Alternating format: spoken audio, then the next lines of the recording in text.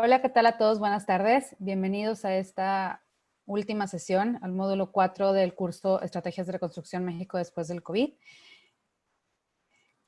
Para los que nos acompañan por primera vez, el objetivo de este curso completo de 4 módulos es capacitar a funcionarios municipales y pequeños y medianos empresarios para la toma de decisiones y generar propuestas para hacer frente a los diferentes escenarios que se van a derivar de la pandemia por COVID-19. Ya tuvimos 3 sesiones anteriores, el jueves, lunes y martes. Esta es la última sesión. Como les comentaba, son 4 módulos. Ya tuvimos el módulo de Economía, Políticas Públicas, Finanzas Públicas, y hoy cerramos con el módulo de Principios Básicos de la Ciencia de Datos y Nuevos Escenarios. Para los que solo nos están acompañando en esta sesión, este curso tiene la opción de acreditación y los pasos a seguir, pues es una inscripción en línea. Asistir a las 4 sesiones. Si algunos es la primera vez que nos acompañan y quieren tener esta acreditación o esta constancia e insignia digital por parte del Tecnológico de Monterrey, pueden ver las sesiones, recuperar esas sesiones y realizar la inscripción correspondiente para que puedan aplicar a la constancia y a la insignia en formato digital. Para los que ya están inscritos y que ya vi algunos nombres por ahí, a partir del 29 de mayo les haremos llegar un formato donde ustedes van a elegir el tema que fue más de su interés y nosotros les haremos llegar el proyecto para que lo entreguen antes del 30 de junio. Bueno, los correos que les enviaremos vendrán las instrucciones, la forma de entrega, la rúbrica de cada actividad, pero sí es importante que elijan el proyecto que más les haya llamado la atención, el módulo con el que se hayan sentido más identificados y que deseen desarrollar el proyecto de política pública, en finanzas públicas, en economía, o el de ciencia de datos con el doctor Edmundo Molina. Nos pueden enviar un correo electrónico o nos pueden enviar un WhatsApp y nosotros con mucho gusto les damos seguimiento a sus inquietudes y a sus solicitudes de inscripción. Ojo, no es lo mismo estar registrado a los diferentes módulos que estar inscrito al curso de estrategias de reconstrucción. Hay que tener cuidado con eso porque mucha gente nos está preguntando que si ya estaban registrados. Sí están registrados, pero no están inscritos. Entonces, los que están inscritos, ellos ya están recibiendo correos de nuestra parte, les estamos dando solución a muchas de sus dudas y son los que ya están inscritos a partir del 29 de mayo van a recibir sus actividades. Y en caso de que, según se vayan inscribiendo, la fecha límite de inscripción es el 15 de junio, se les estará enviando posterior a su inscripción la actividad o proyecto del módulo que hayan elegido. Y bueno, para dar paso a este módulo de Principios Básicos de Ciencia de Datos y Nuevos Escenarios, me permito presentarles al doctor Edmundo Molina. Al igual que nuestros otros profesores e instructores que nos estuvieron acompañando, pues había que recortar sus semblanzas porque si no me llevo aquí toda la hora, ¿no? Entonces, el doctor Edmundo Molina es doctor en Análisis de Sistemas y Política Pública por la Pardee Rand Graduate School. Es maestro en Ingeniería de Sistemas y Análisis de Políticas Públicas por la Universidad Tecnológica de Delft, en los Países Bajos. Maestro en Análisis de Políticas por la Pardee Rand Graduate School e ingeniero civil por la Universidad Nacional Autónoma de México. Es profesor investigador de la Escuela de Gobierno y Transformación Pública del TEC de Monterrey y ha dirigido varios proyectos de investigación enfocados en el desarrollo de nuevos métodos computacionales para estudiar sistemas sociotecnológicos y el uso de la ciencia de datos para el análisis de decisiones bajo condiciones de incertidumbre profunda. Actualmente, lidera investigación aplicada en los sectores de agua y energía en México, desarrollando nuevos modelos de simulación y asistiendo a tomadores de decisiones. Es líder de proyecto en 2 redes de conocimiento financiadas por CONACYT y también imparte cursos de modelación de sistemas técnicas avanzadas de simulación. Entonces, doctor, te damos la más cordial bienvenida. Gracias por darnos este espacio y este tiempo. Y te cedo la palabra para que compartas tu presentación.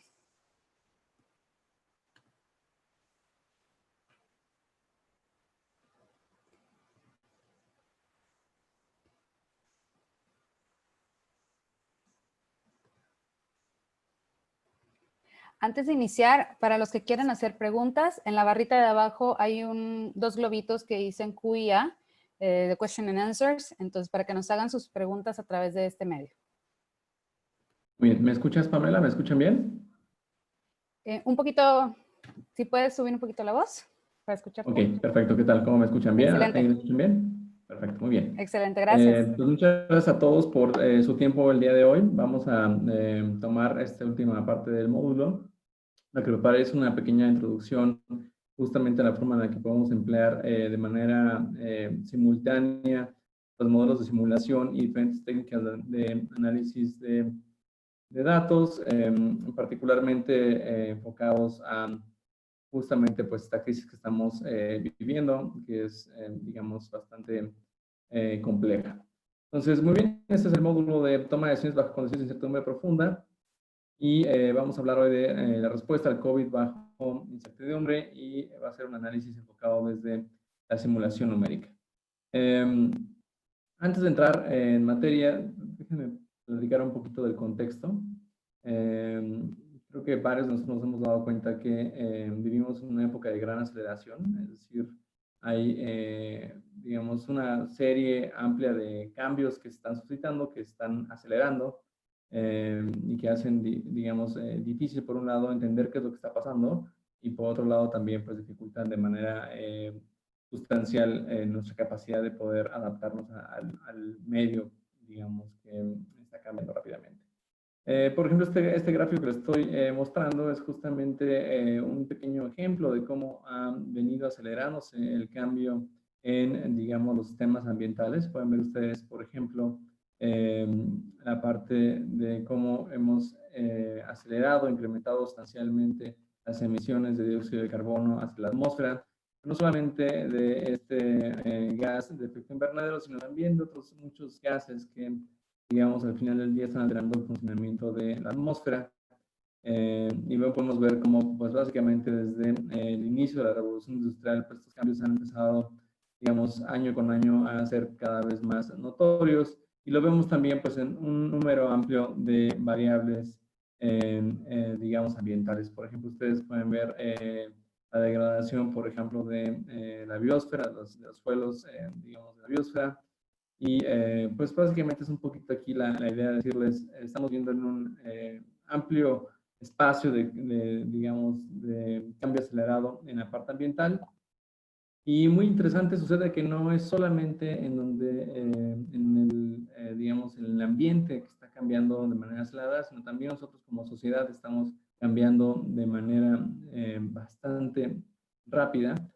Podemos ver en este panel un número amplio de variables socioeconómicas, por ejemplo, la población. Ustedes pueden ver también claramente cómo la población ha crecido de manera exponencial en los últimos 2 siglos. Así también lo ha hecho la riqueza de, digamos, diferentes naciones. Es decir, tenemos ese gran cambio socioeconómico. Por un lado, tenemos más personas viviendo en el planeta y también, aunque a veces parece difícil percibirlo, tenemos no solamente más personas viviendo en el planeta, sino un mayor número de personas viviendo en mejores condiciones de lo que nuestros ancestros quizás en la época preindustrial pudieron experimentar. También vemos, por ejemplo, cómo las poblaciones urbanas pues, han ido creciendo también de manera muy acelerada, la demanda de transporte, nuestro cambio en el entorno, por ejemplo, que en este caso medido por la construcción de grandes presas, el uso de recursos como pueden ser los recursos hídricos y pues la penetración de nuevas tecnologías como pueden ser las telecomunicaciones, que es justamente una de las plataformas que tenemos, de la que estamos echando manos el día de hoy para conectarnos. Es decir, estamos viendo en un momento de gran aceleración, tanto en la parte ambiental como en la parte económica, y esto evidentemente hace más complejo que podamos planear nuestras vidas, que podamos tener una estrategia estable o estática en términos de lo que nos conviene hacer como para desarrollarnos como individuos, lo que nos conviene hacer como naciones en términos de qué apuestas hacer para invertir y buscar el desarrollo de nuestras sociedades, y también hace pues más complejo justamente cómo podemos buscar los equilibrios entre nuestros, digamos, aspiraciones económicas y la sostenibilidad ambiental. Entonces, es solamente un poquito para motivar que vivimos en un espacio que está cambiando cada día más rápido. Y eso en sí, como se podrán imaginar, pues es un reto por sí mismo. Es evidentemente complejo poder entender cómo están cambiando las cosas y además poderse anticipar y adaptarse, pues es algo que evidentemente no es trivial. Pero además de esos cambios acelerados que estamos viviendo, también estamos viviendo una época muy peculiar en donde nuestras interpretaciones de la información factual están tendiendo a ser bastante tribales. Es decir, nuestras perspectivas políticas, nuestras perspectivas, digamos, sociales, están haciendo, digamos, un gran impacto en términos de cómo medimos lo que está pasando. Y para motivar esta pequeña idea, déjenme les platico de este ejercicio que se hizo recientemente con justo la crisis del COVID en Estados Unidos. Lo que están viendo en este gráfico es en el eje horizontal están viendo el tiempo y en el eje horizontal están viendo el porcentaje de personas que respondieron que están extremadamente preocupados por la situación del COVID en Estados Unidos. Cada una de las líneas es en cada uno de los estados de Estados Unidos y el color lo que está haciendo es separar las respuestas de aquellos que se identifican como republicanos, de aquellos que se identifican como demócratas. Y si ustedes aprecian este gráfico, es muy notorio que los demócratas tienden a estar más preocupados por, digamos, la situación de la pandemia que los republicanos. En promedio, digamos, en la categoría de extremadamente preocupado, vemos ahí una distinción pues bastante amplia en términos de tu preferencia política. Y esto pues, es muy interesante porque por un lado tenemos un ambiente que está cambiando rápidamente, como es justamente el momento de la pandemia, con información nueva todos los días, difícil de interpretar, difícil de armonizar. Y además de eso, pues estamos justamente interpretando lo que vivimos en términos de lo que preferimos hasta cierto punto escuchar.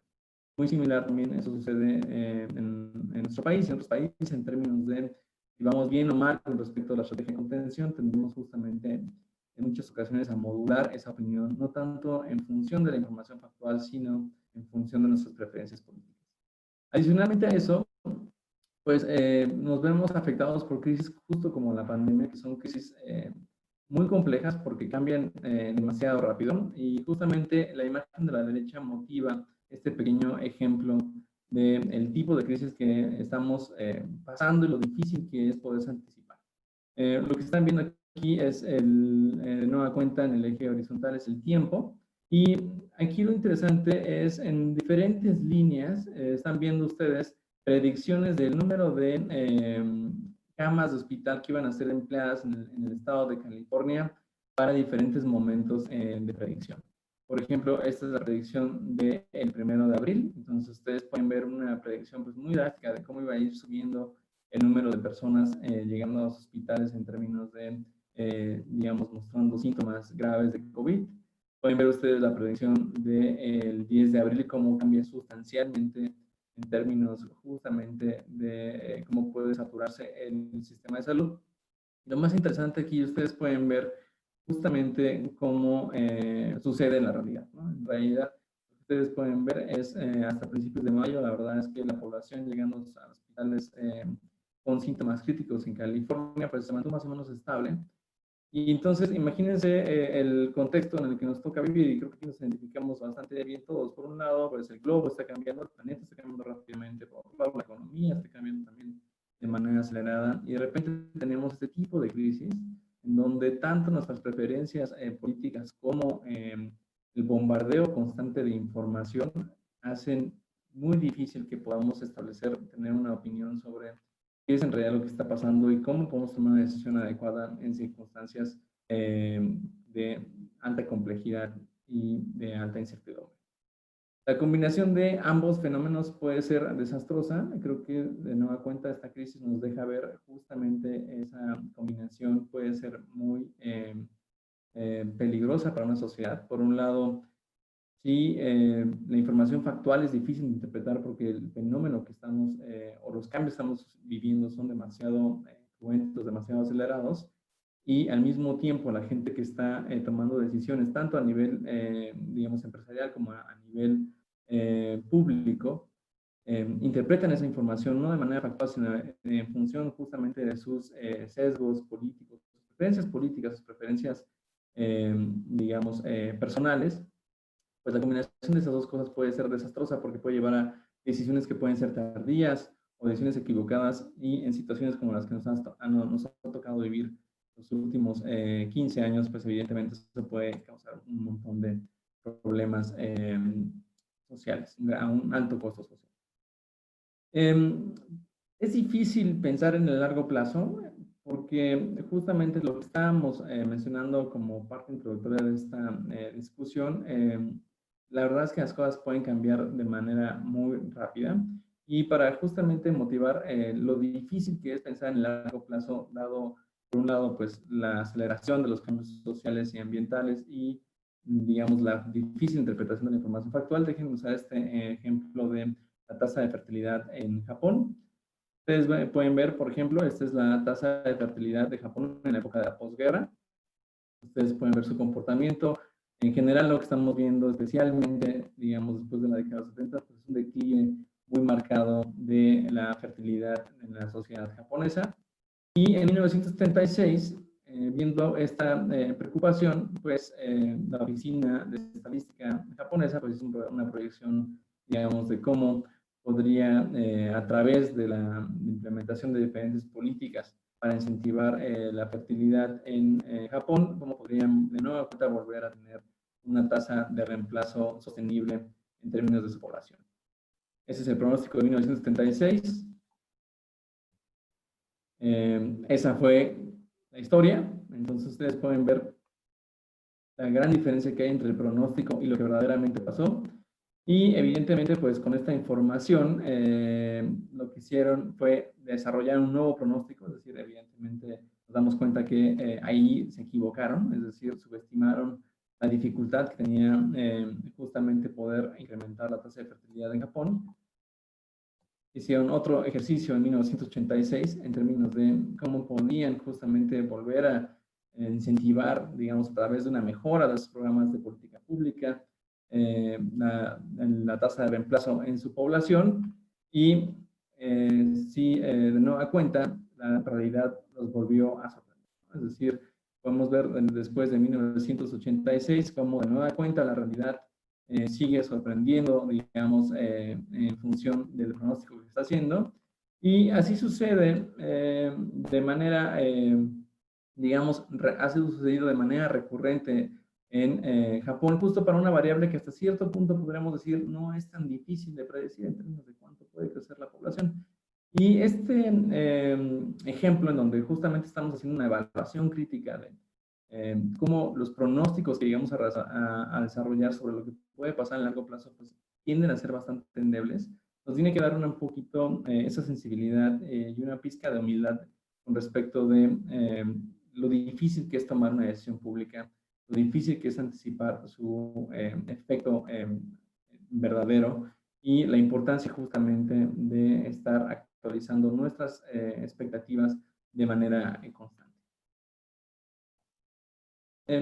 Y eso es interesante porque uno de los métodos más empleados para pensar sobre el largo plazo han sido los modelos de simulación. Como ustedes se podrán dar cuenta en el ejemplo anterior, hubo un momento en los 70s en donde los modelos de simulación tuvieron un periodo de, digamos, de mucho prestigio. Eran herramientas de análisis con un alto prestigio, con mucho digamos, muy populares. Conforme se fueron popularizando en las diferentes organizaciones para tomar decisiones y fueron sucediendo este tipo de cosas como, digamos, esas grandes equivocaciones con respecto de lo que se predice y lo que sucede, empezaron a entrar un poco en desuso. En la época de los 90s, quizás en la planeación entramos más en una perspectiva, dejando de lado un entendimiento estructural de un fenómeno y más tratando de, digamos, entenderlo más desde un punto de vista de predicción estadístico.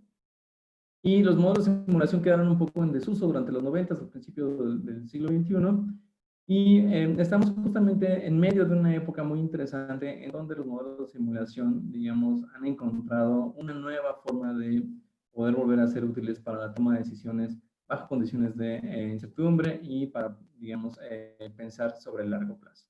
Y justamente es el propósito de esta diapositiva.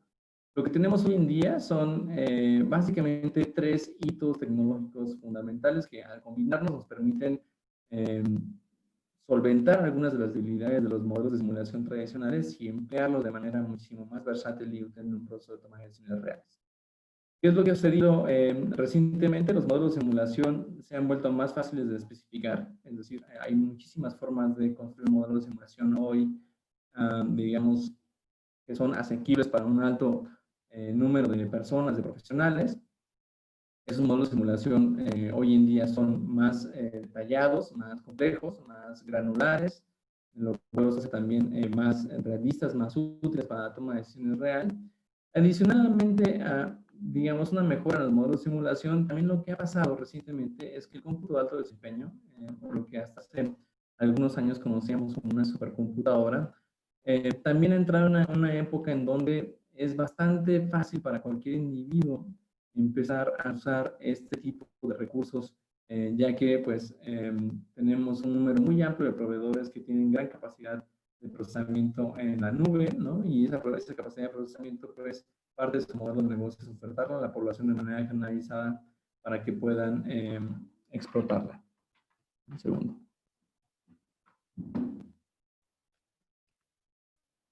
De manera que ha sido una explosión también en la parte justamente de los modelos de simulación, la posibilidad de no solamente emplearlos bajo un universo limitado de, digamos, parametrizaciones o escenarios, y a través del cómputo de alto desempeño, pues verdaderamente explotar la riqueza que se puede generar a través de experimentar en un amplio universo de posibilidades del comportamiento de estos modelos de simulación. Y la tercera innovación relevante que hemos tenido en años recientes es también una popularización de herramientas de algoritmos de inteligencia artificial que se han, por un lado, hecho mucho más accesibles a través de un montón de diferentes plataformas de lenguajes de programación, intérpretes que nos permiten programar, digamos, de manera más versátil, sin tantas, digamos, rigidez.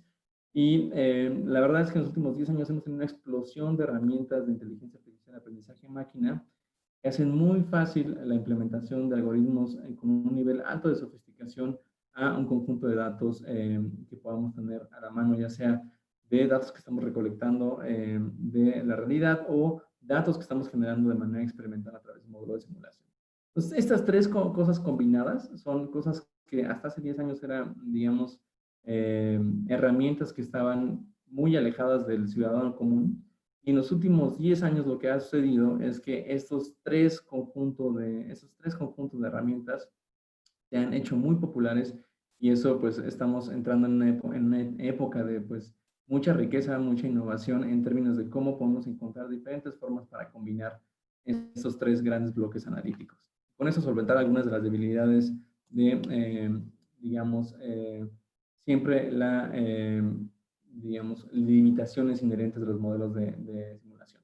Muy bien, entonces con ese contexto dado, déjenme ahora pasar a platicarles un poco de lo que hemos venido haciendo en la Escuela de Gobierno en términos de cómo podemos emplear estas herramientas para analizar el contexto tan complejo que vivimos en la situación de COVID. Hicimos en la Escuela de Gobierno un modelo SIR. El modelo SIR, por sus siglas, es susceptible, infectado y recuperado. Y lo que hace este modelo, básicamente va capturando el comportamiento de este virus en la población, justamente modelando cómo es que esa población se va contagiando y se va moviendo de un enfoque, de un grupo poblacional a otro. Es un modelo de ecuaciones diferenciales que se resuelve de manera numérica. Justo esta clase me pidieron que fuera una introducción a la modelación. La modelación matemática justamente tiene que ver con, digamos, poder representar un sistema social en términos, digamos, diferenciales y a través de diferentes técnicas numéricas poder encontrar cuál es la solución a este sistema de ecuaciones diferenciales. Típicamente en algún curso de modelación de la escuela sí tocamos un poquito la parte matemática de la generación de modelos, pero en realidad el punto es, más allá de entender digamos, el rigor matemático y las limitaciones, evidentemente, de los modelos de simulación, el punto de una escuela de gobierno es equiparlos con herramientas que les permitan a ustedes poder desarrollar sus propios modelos de simulación para analizar problemas que sean de interés. Déjenme platico con mayor detalle justamente de qué características tiene el modelo SIR de la Escuela de Gobierno para que tengan sentido un poco los hallazgos que vamos a comentar en un momento más. Es un modelo que considera la evolución de 5 poblaciones, las poblaciones susceptibles, las de personas infectadas, de personas recuperadas, hospitalizadas y decesos. Y básicamente el modelo va describiendo cómo se mueve la población en esos 5 grupos. Y el modelo está hecho específicamente para poder modelar qué impacto tienen diferentes políticas públicas en cómo se mueve la población en esos diferentes bloques poblacionales. Particularmente lo hemos hecho para capturar el impacto de políticas como el distanciamiento social, el contact tracing, el rastreo de contactos de las personas que han sido infectadas y el impacto potencial del aislamiento de las personas sospechosas. El modelo cuenta con una serie amplia de parámetros, ahorita los vamos a platicar con mayor detalle, pero digamos que la progresión de la población susceptible a la población infectada va a estar modulada por 3 parámetros: la tasa de contactos, la efectividad del virus, es la probabilidad de que al entrar en contacto con una persona infectada tú adquieras el virus, la duración promedio de la infección y la progresión de la población infectada a la población hospitalizada y eventualmente a la población que lamentablemente fallece va a estar modulada justamente por la tasa promedio de hospitalizaciones, la capacidad de carga del sistema hospitalario y la tasa, digamos, de letalidad epidemiológica del virus. Una cosa interesante que hicimos con este análisis, ahorita lo platicamos con mayor detalle, es que en el modelo una de las suposiciones base de las cuales partimos es que existe siempre una diferencia entre el número de casos reales de las personas infectadas y el número de casos infectados. Es decir, el modelo está construido de manera que, como una suposición base, asumimos que no conocemos cuál es el número real de personas infectadas.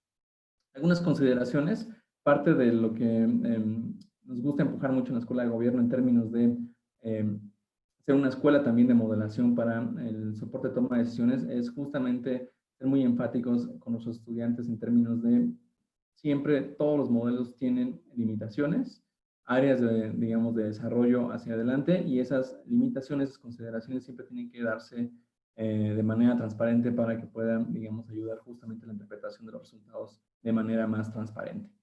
Este modelo no es una herramienta de predicción, es decir, lo estamos usando para evaluar riesgos, no para predecir qué es lo que puede pasar la siguiente semana. Es altamente complejo y ahorita platicamos un poquito por qué.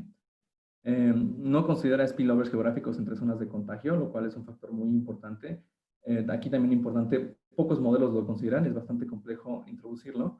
Estamos en el proceso de poderlo introducir en una segunda fase de desarrollo, pero importante decirlo que no hay ese, digamos, spillover geográfico del movimiento del virus. El parámetro de efectividad agrega varias características epidemiológicas, entre ellas la propensión de enfermedades crónicas en la población, la proporción de poblaciones de riesgo, los precondicionamientos de esquemas de vacunación. Es decir, ese parámetro de efectividad en el modelo captura muchísimas cosas, ¿no? Y quizás en una versión más desarrollada del modelo sería posible justamente explorar su expansión en la desagregación de esos parámetros. Y el modelo se concentra principalmente en caracterizar las implicaciones de diferentes, digamos, las implicaciones que tiene la diferencia entre el número de casos confirmados y el número de casos reales en términos de cómo se desempeña y cómo debería ser tu estrategia de contención y lo que justamente estamos haciendo en este momento, tu estrategia de reapertura. Entonces, brevemente les platico un poco el comportamiento base del modelo. Creo que todos hasta este momento hemos escuchado, yo creo que hasta el hartazgo, qué es el distanciamiento social y la importancia que tiene el distanciamiento social en, digamos, la contención de este virus. Lo que ustedes pueden ver es que en función de cuánto nos distanciemos socialmente, es decir, cuánto reduzcamos nuestra tasa de contactos de manera sustancial, lo que vamos a hacer es justamente este concepto que hemos escuchado en muchos lados, justamente aplanar la curva. Ahora bien, ¿qué es lo que está sucediendo? En realidad, el número de personas que se va a enfermar, digamos, denotado justamente por el área bajo la curva de la curva epidemiológica, ese número no va a cambiar, ese número de personas, digamos, que se va a enfermar, en principio se va a mantener igual.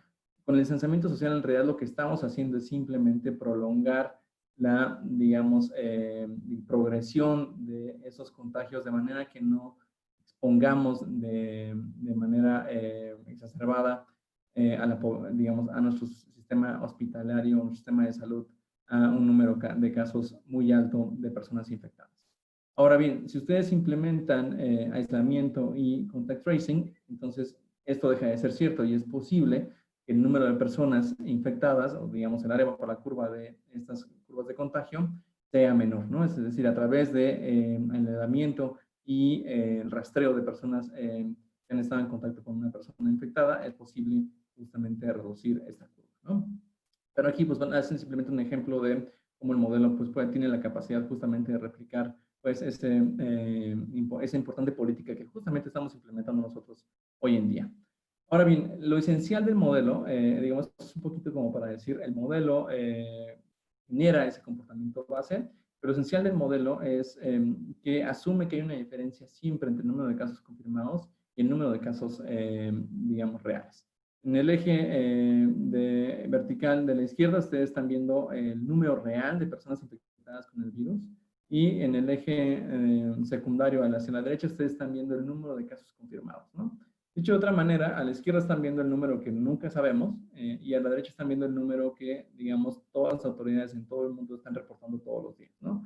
El número estimado, digamos, de personas que tienen el virus confirmado, ya sea en función de una prueba o algún otro tipo de diagnóstico que nos permite saber que efectivamente tienen el virus. ¿Por qué es importante este retraso? Bueno, este retraso es muy importante porque ustedes pueden ver evidentemente que crea una diferencia sustancial en términos de en qué punto de la curva epidemiológica nos encontramos cuando, digamos, existe un retraso en términos de conocer justamente cuál es el número de personas real infectadas, ¿no? Y ese retraso pues puede ser bastante sustancial y bastante importante. Déjenme moverme al siguiente gráfico.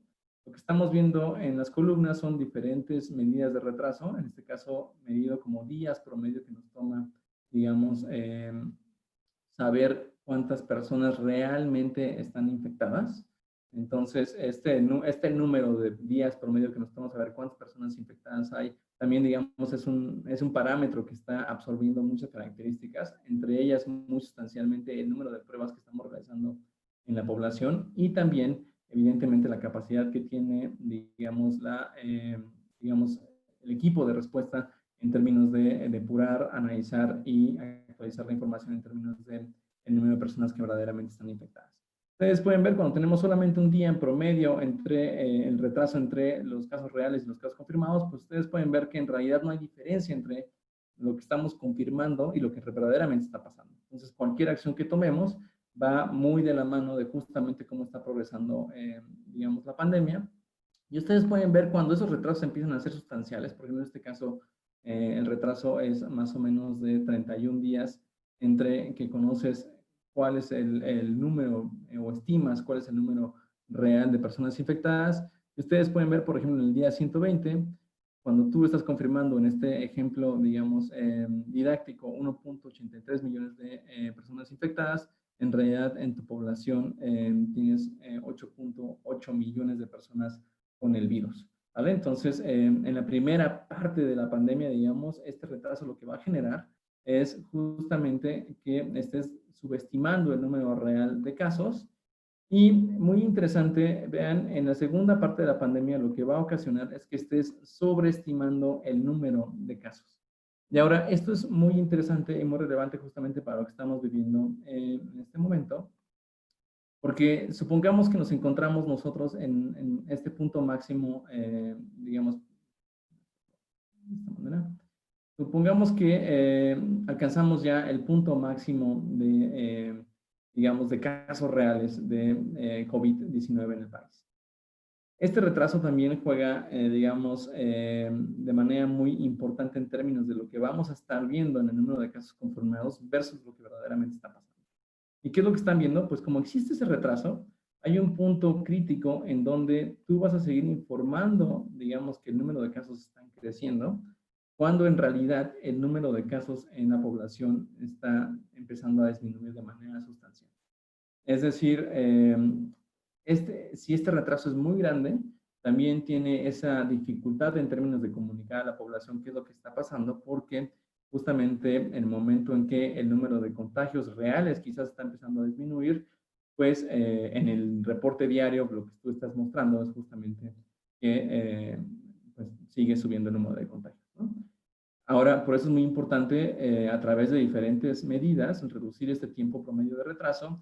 Entre más cercano lo tengas a, digamos, la progresión de la población, pues es posible justamente que no pases por esa situación complicada que es, digamos, quizás saber que la pandemia ha estado controlada, pero tener la inhabilidad de poderlo comunicar de manera transparente al público. Ahora bien, los retrasos también son muy importantes porque justamente en la estrategia de contención, este número de, digamos, de casos confirmados es al final del día el número que estás empleando para disparar diferentes medidas de contención. Lo que ustedes pueden ver aquí son 3 líneas. La línea azul es el menor retraso, es de un día. La línea naranja es el retraso de 15 días y la línea roja es el retraso de 31 días. Lo que ustedes pueden ver, supongamos que en tu estrategia de contención es disparar medidas drásticas de distanciamiento social cuando tienes 100,000 personas confirmadas con el virus, ¿no? ¿Qué es lo que estamos viendo en este gráfico, en este ejemplo exagerado un poquito para que quede muchísimo más claro? Es justamente que si tus retrasos son muy pequeños, si tú conoces bien qué está pasando a nivel, digamos, poblacional con la progresión de la pandemia, pues tú vas a disparar tu estrategia de contención en el día 86. Si tus retrasos son muy malos, es decir, que no, en realidad no sabes qué está pasando porque no tienes la información, porque no tienes las pruebas, porque no tienes la capacidad digamos, de procesar la información que está, digamos, desenvolviéndose a nivel de la pandemia, pues vas a disparar tu estrategia de contención quizás en el día 98. Es decir, hay una diferencia de, en este caso, casi 10 días en términos de cuándo disparas tu estrategia de contención. Estos 10 días son muy relevantes porque pensemos que esta línea azul es justamente qué está pasando de manera real con la pandemia.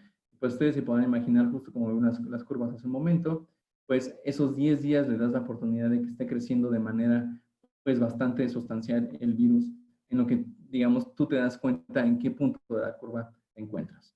Y si hacemos este ejercicio en un punto más temprano de la pandemia, esos retrasos pues se vuelven todavía más exagerados, ¿no? Por ejemplo, pensemos aquí cuando tienes 10,000 infectados, vas a disparar tu estrategia de contención quizás en el día 60 y con retrasos lo dispararías casi 20 o 30 días después, digamos, de alcanzar ese umbral, digamos, en la pandemia de forma real.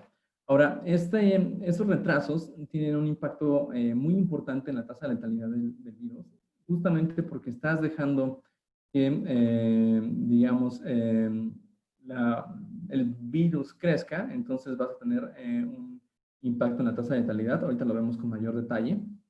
Pero antes de platicar justamente de ese efecto, el distanciamiento social es muy importante para poder contener, digamos, los efectos negativos del brote pandémico, porque justamente aplanando la curva es como podemos, digamos, darle capacidad al sistema de salud de que pueda absorber el número de personas enfermas.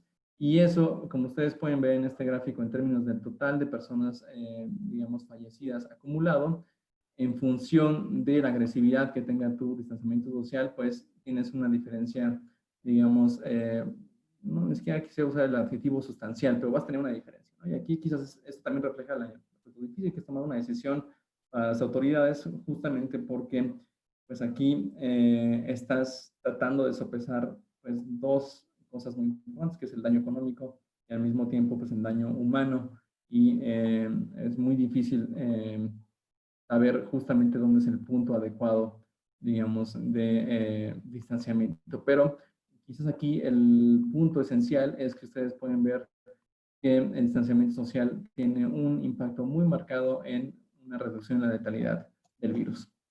Ahora bien, entonces el distanciamiento social ayuda y también va a ayudar, digamos, poder reducir los retrasos de información entre el número de casos confirmados y el número de casos reales. Ustedes pueden ver, por ejemplo, esto de manera bastante clara en este gráfico, donde vemos en el eje de las X, digamos, el retraso promedio para diferentes casos, y en el eje vertical ustedes están viendo justamente la tasa de mortalidad de este brote pandémico, digamos, de este experimento.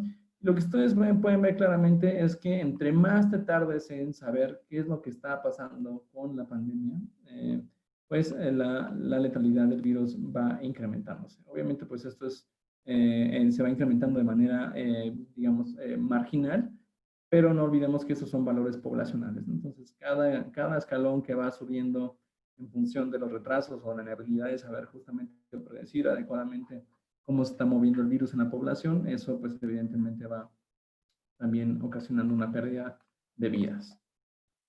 Muy bien, entonces el ejercicio anterior es un ejercicio más didáctico para introducir algo de la intuición de este modelo y introducir con ustedes un ejemplo de cómo se puede emplear un modelo de simulación para estudiar un sistema complejo como es justamente un brote pandémico. Y eso es solamente la primera parte de desarrollar un modelo de simulación.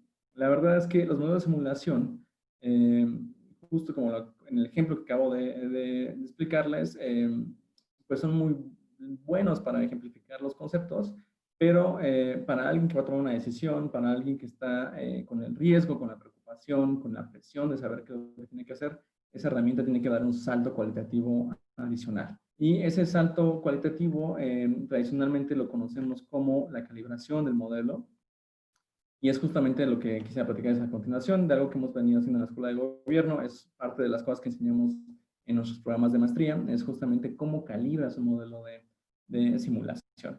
Lo que hemos hecho en la escuela con el modelo SIR que desarrollamos es un ejercicio muy interesante porque hemos buscado calibrar el modelo de manera certificada a nivel estatal. Y le hemos puesto una prueba muy complicada a nuestra teoría de cómo sucede la pandemia, ¿no? Recuerden que aquí la teoría base de nuestro modelo es justamente que asume que hay una diferencia entre el número de casos confirmados y el número de casos reales, ¿no? Es decir, nuestro modelo lo que asume es no sabes en realidad cuál es el número real de personas infectadas. Y en el ejercicio de calibración lo que hemos hecho es justamente buscar conocer qué tan bien el modelo puede reflejar la información real con esas suposiciones base en términos de cómo se mueve el virus entre diferentes poblaciones. Ahora, el ejercicio lo hemos hecho doblemente, digamos, riguroso, porque lo que buscamos es, en nuestro ejercicio de calibración, calibrar de manera simultánea no solamente el número de casos confirmados, sino también el número de decesos confirmados. Entonces, lo que estamos buscando es justamente conocer qué tipo de parámetros podemos obtener resultado de esta calibración si le ponemos a prueba difícil al modelo de armonizar no solamente una serie de datos, sino armonizar dos series de datos para los 32 estados, ¿no? Es un poquito, resumiendo, digamos, este ejercicio, lo que estamos preguntando es, a ver, ¿este modelo es capaz de poder replicar lo que ha venido sucediendo con la pandemia en los 32 estados del país y armonizar tanto el registro de casos confirmados como el caso de decesos? Esa es justo, digamos, un poquito la prueba que le ponemos al modelo. Ahora, en un contexto de toma de decisiones reales, en la práctica esto es complejo porque siempre dependes de la ventana de tiempo para tomar la decisión, pero también un problema tan complejo como ese tipo de rigor al cual uno debe de buscar, o este tipo de pruebas difíciles a las cuales quieres someter a tus herramientas de análisis, son las más adecuadas, ¿no? Porque evidentemente lo que está en la mesa pues es algo bastante complejo. Lo que ustedes pueden ver son nuestro ejercicio de calibración para dos estados, Nuevo León y Ciudad de México. La línea naranja es el resultado de nuestra simulación y la línea azul es la información oficial. Ustedes lo que pueden ver es lo que hace el modelo, particularmente es, obviamente nos va a dar una visión del fenómeno, digamos, más, más suavizada, ¿no? Pero en general lo que podemos ver es que el modelo tiene esa capacidad, digamos, de representar con un mínimo nivel de error justamente lo que está pasando con, digamos, las dos regiones, ¿no? Es decir, el modelo, lo que podríamos concluir de esta prueba de calibración es justamente que el modelo tiene esa capacidad de encontrar ese conjunto de parámetros que pueden reflejar adecuadamente, digamos, lo que ha venido suscitándose en la historia. Ahora, ¿significa que con este modelo podemos predecir qué es lo que va a pasar mañana, lo que va a pasar la siguiente semana? Definitivamente.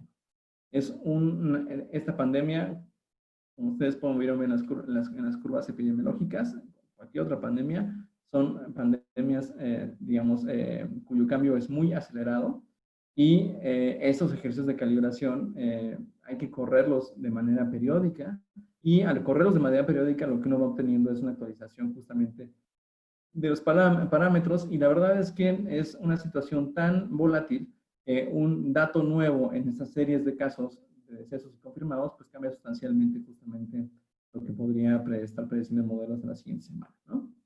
Pero digamos que lo que hacemos con esto es decir, el modelo tiene la capacidad de representar lo que ha pasado históricamente y cruza ese umbral mínimo de rigor para el cual podemos decir tiene utilidad justamente para experimentar con él y poder diseñar, estudiar con él qué es lo que nos conviene hacer. Ahora, habiendo dicho esto, también es importante mencionarlo. Ustedes revisan mucho de lo que hay ahorita afuera en términos de análisis predictivo sobre la pandemia. Ustedes generalmente van a encontrar son modelos, digamos, tradicionalmente de series de tiempo, lo cual está muy bien, pero ajustados a una u otra variable, ¿no? Es decir, es un modelo de serie de tiempo que o refleja los casos confirmados o refleja los decesos, o refleja el número de casos diarios nuevos. Lo que estamos haciendo aquí es un nivel de rigor un poquito más alto, ¿no? Es decir, es con la misma teoría explicar dos cosas diferentes y que esto esté armonizado. Entonces también es importante mencionarlo y creo que ahí también habla un poco justamente de cómo los modelos de simulación hoy en día pues pueden, la verdad, emplearse con bastante poder. Esta calibración pues evidentemente no es algo que podamos hacer en una computadora, hay que emplear un clúster de computadoras para poder hacerlo de manera rápida y, digamos, útil para los tomadores de decisión. Ahora bien, les decía que el modelo está diseñado justamente con esta suposición base y es muy interesante porque justamente de este ejercicio de calibración lo que nosotros podemos obtener como un comparativo, como un indicativo, es comparar justamente qué es lo que ha pasado en términos de la información oficial y el número de casos reales de las personas infectadas, ¿no? Esto, digamos, en un estimado de lo que el modelo, o digamos de la teoría que nosotros estamos capturando en el modelo, podría, digamos, inferir. Ustedes lo que pueden ver es, pues evidentemente, va a haber una diferencia sustancial entre el número de casos reales y, digamos, el número de casos confirmados. Eso es parte de lo que estamos buscando armonizar en el modelo. Y ustedes van a ver que esa diferencia, pues no es homogénea en los estados, de hecho es bastante heterogénea. Esa heterogeneidad es derivada, pues, en parte por sí mismo del método de calibración, pero también porque efectivamente los estados son muy heterogéneos y cómo se mueve la pandemia en cada uno de ellos es también de manera pues muy diferenciada. Y es importante saber eso para poder saber dónde te conviene reactivar, dónde no te conviene reactivar, dónde tienes mayor riesgo, dónde más o menos vas a encontrar el pico máximo de contagios. Ahora bien, el otro punto interesante de estos ejercicios de análisis riguroso, ustedes pueden ver en una situación así de compleja no hay reglas de dedo, ¿no? Un poquito lo que estuvo moviéndose mucho en los medios las últimas semanas es que el factor de expansión era pues, un factor lineal que podías multiplicar por el número de casos confirmados y había muchos números, que si 35, que si 20, que si 10, que si 5, que si 3. Y ustedes lo que pueden ver es que en un modelo, digamos, complejo, ¿no? Es decir, que captura la complejidad de este brote pandémico, ese factor de expansión del número de casos reales pues también no es constante, ¿no? Es dinámico. Y justamente como lo explicaba al inicio de la discusión, dependiendo de dónde estés en la curva y dependiendo de qué tan grande es tu retraso, pues es justamente la brecha que hay entre el número de casos confirmados y el número de casos reales. Y eso es muy importante, digamos, entenderlo, hacerlo transparente, hacerlo público. Por ejemplo, aquí un poquito lo que podríamos hacer, decir es justamente, pues bueno, el 8 de mayo, cuando se registraron 8,700 casos confirmados en Ciudad de México, este modelo lo que estimaba es, pues quizás el número de casos reales andaba más o menos por 23,000 casos reales confirmados. Y de nueva cuenta, no tomen como una predicción escrita en piedra, es siempre una estimación a la luz de justamente las limitaciones del modelo. Ahora bien, les decía que hemos hecho este ejercicio para los 32 estados y en sí mismo ese ejercicio es muy interesante porque nos va a dar una idea justamente de qué tan heterogéneas son las condiciones en los estados. Quiero que vean, por ejemplo, una columna que es muy interesante, que es, por ejemplo, la tasa de efectividad. Les decía que esa tasa de efectividad captura muchas cosas, ¿no? En términos matemáticos, lo que captura es la probabilidad de que al entrar con una persona en contacto con una persona infectada, una persona no infectada adquiera el virus. Entonces, ustedes pueden ver que ese parámetro es pues, bastante heterogéneo a lo largo del país. Y eso refleja pues también las condiciones muy heterogéneas en el país en términos de las poblaciones, las poblaciones de riesgo, las condiciones, digamos, de la estrategia de respuesta ante este brote pandémico y pues también, digamos, las condiciones antropogénicas de cada uno de los estados. Pueden también ustedes ver cómo la tasa de mortalidad, esta no es la tasa de mortalidad poblacional, es la tasa de mortalidad de aquellas que desarrollan síntomas y tienen que ir a un hospital. Pueden ver ustedes, obviamente, esa tasa de mortalidad, pues, también muy variable, pero también ya ustedes en este ejercicio pues pueden darse cuenta que hay algunos estados donde este parámetro muy interesantemente es más alto, digamos, sustancialmente más alto que el promedio. Y también algo muy interesante del ejercicio de calibración es que estima también cuál es el nivel que hemos tenido de distanciamiento social.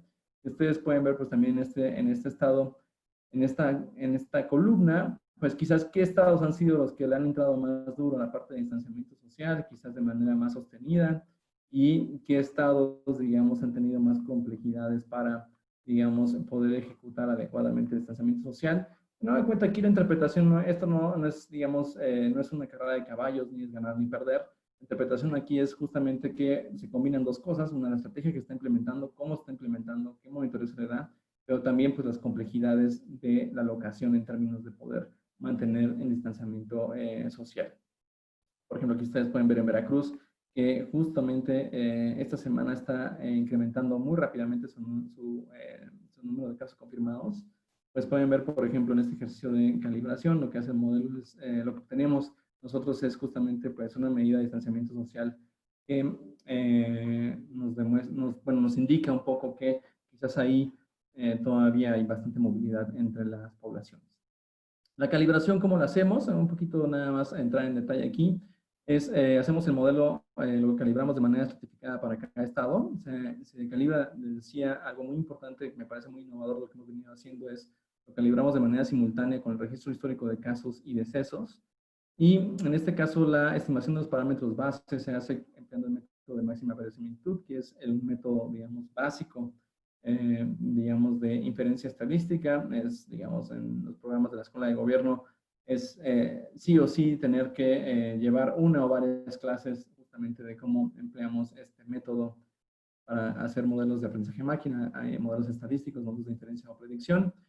Y aquí lo interesante es que este modelo de ecuaciones diferenciales, o digamos este modelo estructural, lo ajustamos empleando un criterio estadístico conocido como el criterio de Tail, que es muy interesante porque, digamos, podemos todavía hacer más difícil la calibración y preguntarle justamente a hacer un ejercicio de calibración donde decimos, no solamente quiero que minimices el error, es decir, la diferencia que hay entre la información real y la simulación, quiero que busques armonizar el sesgo, es decir, que se reduzca el sesgo de las dos series, pero también que tenga una varianza similar, ¿no? De manera que no esté, digamos, controlamos un poco más ahí por estimadores que sean más confiables. Habiendo dicho esto, siempre es importante recalcar, esto es un ejercicio muy complejo, requiere un montón de iteraciones y está siempre en perfeccionamiento. Incluso los datos que les acabo de enseñar hace un momento, hay cosas que todavía podemos mejorar en esa calibración, hacerla más robusta, más precisa, y es algo en lo que estamos trabajando. Y eso simplemente es digamos, un buen modelador, digamos, siempre tiene que tener esa transparencia en términos de qué es lo que está fuera del alcance de ese estudio, ¿no? Y fuera del alcance de ese estudio, pues están justamente esas limitaciones que hay que tener muy presentes. Ese modelo que les platicaba hace un momento, pues se puede emplear se le puede dar una utilidad muy práctica. En este caso lo hemos venido empleando para estimar el valor de R0, este famoso valor de reproducibilidad del virus, como un indicador básicamente de dónde están los estados en términos de qué tan rápido se está moviendo la pandemia en sus regiones. Y aquí lo importante es cuando R0 es igual a 1, la tasa de infectados es igual a la tasa de recuperados, es decir, nos encontramos en el punto máximo de la curva de contagio. Y en principio, una vez que llegas a ese valor R0 igual a 1, lo que esperas es justamente un descenso, dado que ya has alcanzado el máximo de contagios. Entonces, digamos que ahorita la pregunta esencial, ya después de 3 meses de encierro, es, ¿estamos o no estamos en ese punto R0 igual a 1?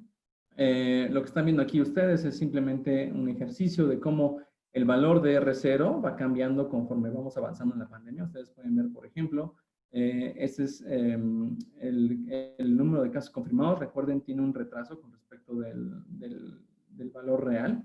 El valor R0 sí es un estimado, digamos, de lo que puede estar ocurriendo digamos, en la realidad.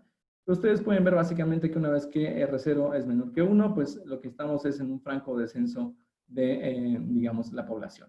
¿Vale? Entonces, ese es un ejemplo para justamente describir cómo funciona este indicador. Es uno de los tantos indicadores que hay justamente para poder monitorear qué es lo que está pasando. Y ahora bien, ¿qué es lo que pasa cuando llegamos a R0? ¿No? La pregunta es, ¿quitamos o no quitamos las medidas de distanciamiento? Obviamente no las vamos a quitar todas, pero cuando llegamos a R0, se abre la posibilidad de decir, cuando llegamos a R0 igual a 1, se abre la posibilidad de decir, quizás podemos relajar un poco las medidas de distanciamiento. Entonces, esa es la pregunta del millón. Ahora, en este ejercicio que les voy a mostrar, justamente lo que venimos analizando, en este ejercicio, por ejemplo, cruzas el nivel de R0 igual a 1 y más o menos cuando R0 es igual a 0.5 decides abrir la economía, independientemente de lo que suceda, cuando decides abrir la economía o relajar las medidas de distanciamiento en cierto grado, vas a tener un repunte en el valor de R0, simplemente porque más gente sale a la calle, más gente está en contacto, y entonces vas a tener un repunte justamente del número de personas que son infectadas.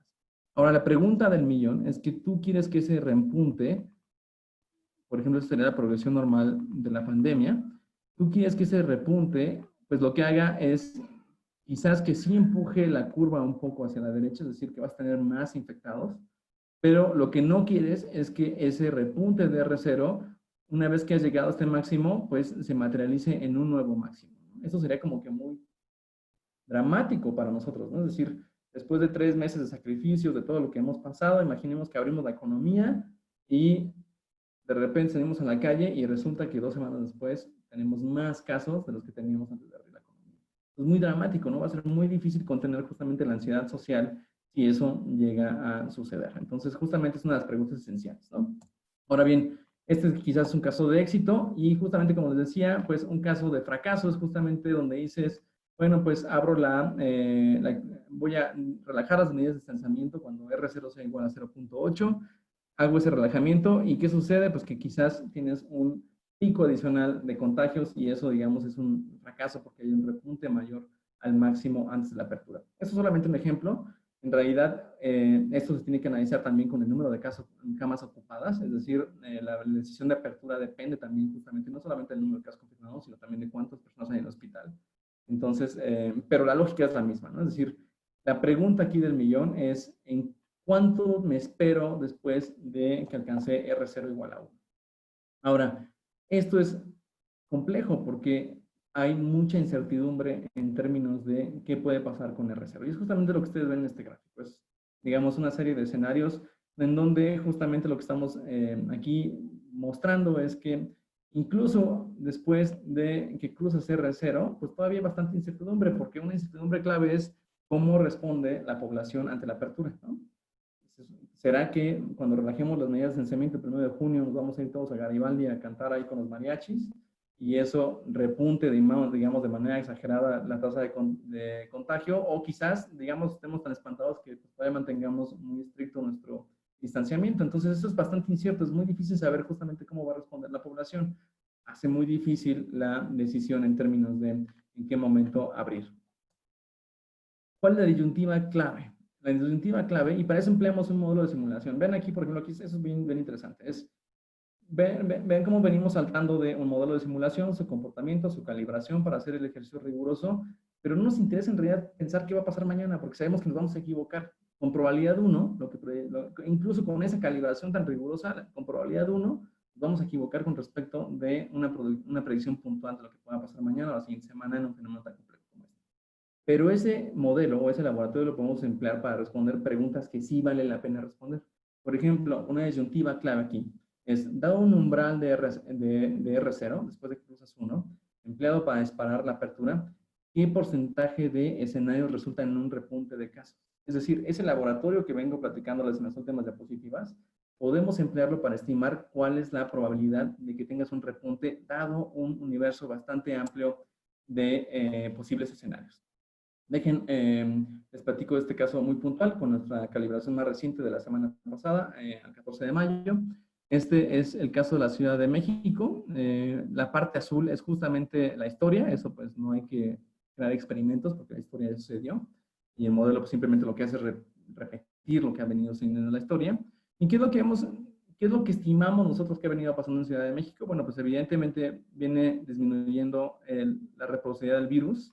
Hay un momento en donde, esto no tiene que ser exactamente un momento que refleje, digamos, alguna decisión gubernamental, pero hay un momento en donde identificamos o sí estamos recogiendo una señal, donde sí hubo una reducción sustancial de los contactos en la población y con eso, pues, digamos, hubo una, digamos, disminución más sustancial de este valor de reproducibilidad del virus. Nuestro estimado, hasta la última calibración, es que la Ciudad de México particularmente está muy cerca de encontrar,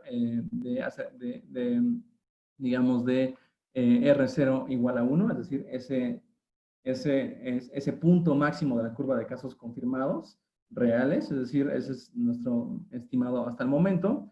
Y lo que hacemos es con esta historia, en lugar de tratar de predecir con precisión qué pueda pasar la siguiente semana o digamos, o los siguientes 10 días, lo que hacemos es decir, bueno, ahora vamos a experimentar con este modelo y vamos a ver qué pasa si me equivoqué en la calibración. Es decir, vamos a explorar la sensibilidad, es decir, vamos a explorar qué pasa si la efectividad que estimé en realidad es mayor o menor en un porcentaje específico. Y es justamente lo que ustedes pueden ver en este ejercicio de experimentación, un universo de 200 escenarios que nos dicen, pues básicamente nos dan un abanico de justamente cómo, dependiendo si el virus es más infectivo o menos infectivo de lo que estimamos, pues qué número de contagios de casos confirmados podríamos tener, y también dependiendo de justamente los parámetros de infectividad, los retrasos de información y el tiempo promedio de la duración de la infección, hacia dónde podría moverse R0 en, digamos, en cada una de esas combinaciones de circunstancias, ¿no? Ustedes pueden ver que estamos en un punto donde quizás estamos sacando a R0 igual a 1, pero todavía hay un amplio espectro de incertidumbre en términos de lo que podría pasar hacia las siguientes semanas. Muy bien, entonces con ese experimento podemos hacer dos preguntas muy interesantes. La primera es, dado ese ejercicio de calibración y ese universo de 200 escenarios, podemos calcular para cada mes en el tiempo de los siguientes meses, mayo, junio, julio, agosto, para cada uno de los estados incluidos en el ejercicio de calibración. Aquí ustedes pueden ver que la lista no incluye ya los 32 estados. Después de revisar algunas de las calibraciones, nos damos cuenta que todavía tenemos ahí que mejorar el ajuste, digamos, del modelo. Esos estados los removemos justamente para no dar información que no es, digamos, confiable. Pero lo que ustedes pueden ver para los estados que están incluidos en esta tabla, pues podemos con ese experimento dar un estimado de la probabilidad de que alcancemos R0 igual a 1 en alguno de estos meses. Es decir, esta matriz lo que nos está diciendo es cuál es la probabilidad de, dada esa incertidumbre y ese ejercicio de calibración que hemos hecho, cuál es la probabilidad de que un estado en particular alcance el máximo de contagios en un mes, en alguno de los siguientes meses. Y ustedes pueden ver resultados muy interesantes. Por ejemplo, tenemos un grupo de estados, ellos incluidos Ciudad de México, en donde en esos 200 escenarios que analizamos, en el 100% de esos escenarios, la Ciudad de México alcanza R0 igual a 1 en el mes de mayo. En algún momento en el mes de mayo va a alcanzar R0 igual a 1. Este resultado pues es muy interesante porque nos da, digamos, pues gran certeza de que quizás esta zona sí se está aproximando a un punto donde está alcanzando el nivel máximo de contagio. Podemos ver otros lugares, por ejemplo, en este caso Oaxaca, en donde pues ahí vemos que pues quizás las medidas de distanciamiento pues van a tener que mantenerse quizás no en el mismo nivel, pero pues vemos que todavía están ellos en una parte más temprana de la progresión de la pandemia. Ustedes pueden ver justamente pues en la matriz ese indicador de probabilidad para cada uno de los estados que nos da una idea de justamente dónde se encuentran cada uno de ellos en términos de qué tan cerca están de alcanzar el máximo. Y quizás aquí la buena noticia, con los datos que tenemos hasta el día de hoy y con el modelo en su versión como existe hasta el día de hoy, pues la buena noticia es que quizás sí nos estamos aproximando a ese momento en donde esperemos estemos alcanzando el máximo en muchos de los estados. Ahora bien, eso es solamente una parte de la historia y parte de hacer los análisis experimentales de este tipo bajo condiciones de incertidumbre, empleando experimentación computacional, es justamente matizar la información y darle más riqueza, ¿no? Entonces, mucho que se viene manejando en los medios es justamente este tema de una vez que cansemos R0 igual a 1, pues nos podemos ir todos a pasear y básicamente se acabó el peligro. Y como ustedes podrán concluir de lo que acabamos de discutir en esta clase, en realidad R0 igual a 1 estará en el punto máximo de la curva de contagio. Es decir, la probabilidad de que te encuentres en una persona infectada está en su punto más alto. Entonces, si es el punto en donde vamos a empezar a descender, pero también al mismo tiempo es ese punto en donde es más peligroso, digamos, en relajarse. Y eso es justamente lo que hacemos en este ejercicio de simulación representado en esta matriz. En las columnas, ustedes lo que tienen son días después de alcanzar R0 igual a 1. Entonces, por ejemplo, esta primera columna es 5 días después de alcanzar R0 igual a 1, relajamos las medidas de distanciamiento en una medida, en este caso la relajamos a la mitad, solamente por, digamos, explorar justamente cuál puede ser el potencial riesgo de hacer eso. La segunda columna es 15 días después de alcanzar R0 igual a 1, relajamos en 50% las medidas de distanciamiento, y así sucesivamente, cada columna refleja un número de días en los que esperamos después de cruzar R0 igual a 1 para relajar las medidas de distanciamiento. Intuitivamente, ¿qué es lo que deberíamos estar viendo en este ejercicio? Bueno, entre más días esperemos después de alcanzar el máximo, menor el riesgo de tener un repunte que sea mayor a el repunte que tuvimos previo a abrir la economía, ¿no? Entonces, aquí estamos justamente calculando la probabilidad de que tengas ese caso muy cruento, muy feo, de una vez que abres la economía, pues tengas más casos de los que tenías previamente.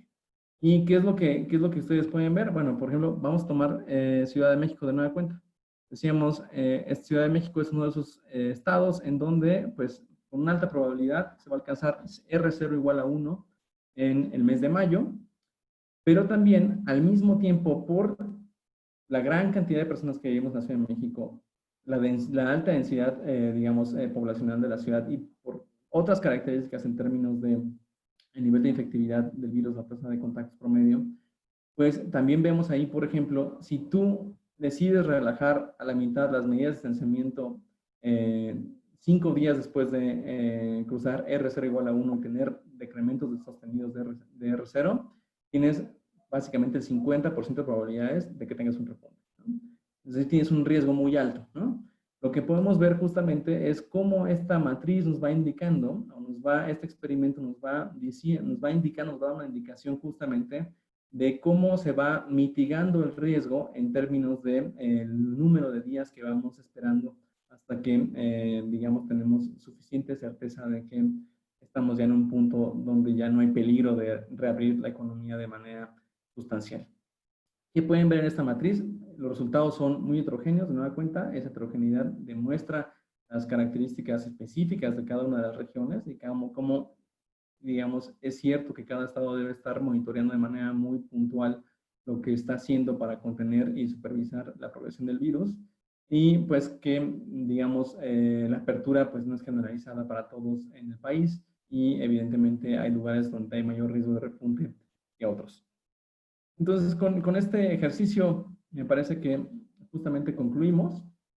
Esta clase, la intención fue, digamos, darles un pequeño tour muy práctico de justamente cómo podemos, les decía, combinar los modelos de simulación, es decir, capturar en forma matemática el comportamiento de un sistema complejo, emplear recursos de cómputo de alto desempeño para poder explorar ese comportamiento de manera muy amplia, y una vez que generamos esa información, poderla analizar, digamos, a través de diferentes técnicas de visualización, aprendizaje estadístico que nos permitan identificar, pues, justo como veíamos en la matriz anterior, esas umbrales relevantes que una vez que crucemos podemos estar seguros de que estamos tomando una buena decisión independientemente de la incertidumbre, digamos, asociada.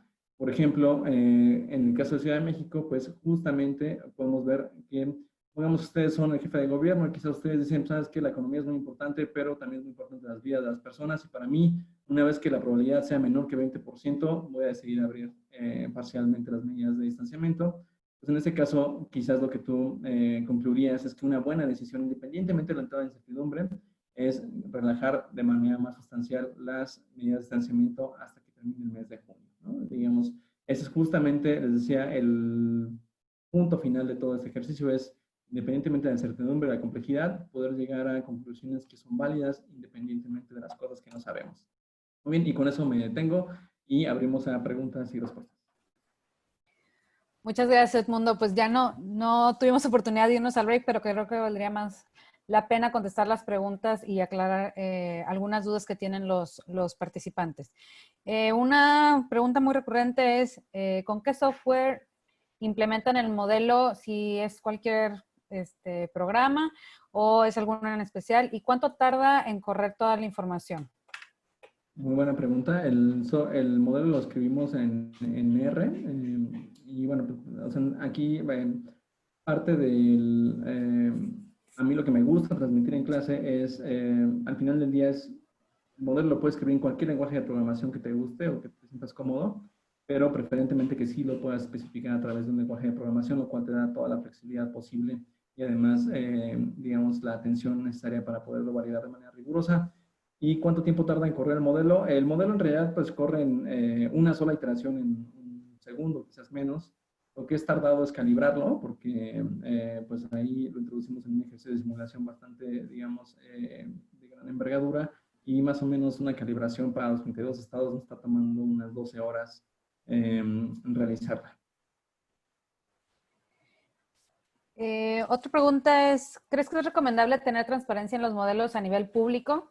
Es decir, ustedes comparten el CIR, las variables del CIR, pero no las ecuaciones. ¿Qué tan bueno o malo sería eso? Claro, no, mira, yo creo que lo preferente es compartir todo de manera abierta. Yo escribí un blog sobre esto donde ahí pueden encontrar una primera versión del modelo y justamente las librerías y el lenguaje empleado para especificarlo. Actualmente no, esta versión más avanzada, digamos, o más detallada, no la hemos abierto porque está en un proceso de revisión de pares y pues justamente hasta que esté publicado, validado por pares científicos, es, digamos, adecuado publicarlo abiertamente. Aquí es importante hacer una anotación, porque también hay mucha gente, bueno, es parte también del modus vivendi, ¿no? Subir cosas a Twitter y demás, compartir tus modelos, tus gráficas, tu código. Y eso está perfecto, no hay ningún problema con eso, pero la verdad es que desde mi punto de vista, a veces aunque tardes un poco, es mejor compartir las cosas cuando han sido validadas y verificadas en un nivel alto de rigor, ¿no? Porque este tipo de cosas tienen tantos niveles de detalle, son miles de líneas de código y los errores, las misespecificaciones son comunes, ¿no? Entonces es siempre estar en constante validación y hay un punto en donde ya una vez validado puedes compartirlo de manera abierta. La intención justo de nosotros es hacer eso, solamente que crucemos la revisión de pares. En este contexto, bueno, nos comentas de la validación de pares y todo. En ese contexto de la pandemia, hay variables que crean más caos que otras. ¿Consideras que es posible medir el caos de cada variable? Es decir, ¿cuál es la variable más sensible que posiblemente puede crear más incertidumbre en los modelos? Sí, sin duda. Y eso es parte, eso no está incluido en esta presentación, pero una vez que simulamos el experimento en esos 200 escenarios por estado, pues obviamente produces, imaginemos nada más, son 20 variables simuladas diariamente por 500 días para 32 estados, produces para 200 escenarios. Entonces, produces un gran volumen de información. El data frame que estamos produciendo es alrededor de 30 millones de filas. Entonces, es imposible analizar esa pregunta que nos planteas, es imposible analizarla de manera cognitiva, simplemente con un gráfico. Entonces, lo que se hace tradicionalmente con esa información es ocupar una técnica de aprendizaje, ya sea supervisado o no supervisado, que nos va a permitir entender qué rango, qué combinación de rangos en los parámetros están dando un comportamiento en específico. Por ejemplo, en la matriz de riesgo que les enseñaba hace un momento, justamente es una pregunta que les puedes plantear empleando esa técnica de aprendizaje, es decir, tratar de encontrar esa combinación de rangos de valores que hacen que tengas un repunte mayor después de la reapertura económica, ¿no? Es una muy buena pregunta y qué bueno que lo haces porque no está en este briefing, pero eso es una cosa que platicamos en clase, digamos, de manera muy detallada y yo diría que es ahí donde está la frontera justamente de la combinación de esos tres bloques, supercómputo, inteligencia artificial y modelación. ¿Cómo calibras el modelo para la población objetivo? Les decía que el modelo es una serie de ecuaciones diferenciales y lo que hacemos es construir sobre el modelo función de Maximum Likelihood Estimation, en donde justamente vamos alimentando el modelo con diferentes combinaciones de parámetros, y el optimizador lo que está haciendo es comparar para cada combinación de parámetros cómo se comporta con respecto del récord histórico, y el optimizador lo que va a ir buscando esa combinación de parámetros que va minimizando ese nivel de error. También ahí es muy interesante el tipo de demanda de modelación que debes de realizar, porque típicamente los modeladores tradicionales construyen un modelo, hacen una corrida y después ya no lo quieren tocar, porque si lo tocas demasiado se rompe. Entonces, cuando tú montas un modelo en un ejercicio de simulación como el que estoy describiendo, pues tu demanda de modelación es bastante alta, ¿no? Porque el modelo tiene que ser capaz de producir resultados, digamos, útiles en cientos de miles de posibles combinaciones paramétricas, ¿no? Y eso es, decía justamente, es a veces la parte por la cual te tardas en publicar las cosas, porque pues ese experimento te va a llevar a un montón de áreas de oportunidad que vas desarrollando, vas mejorando, y eso es muy, muy interesante porque va haciendo el modelo cada vez más robusto. Muy buena pregunta.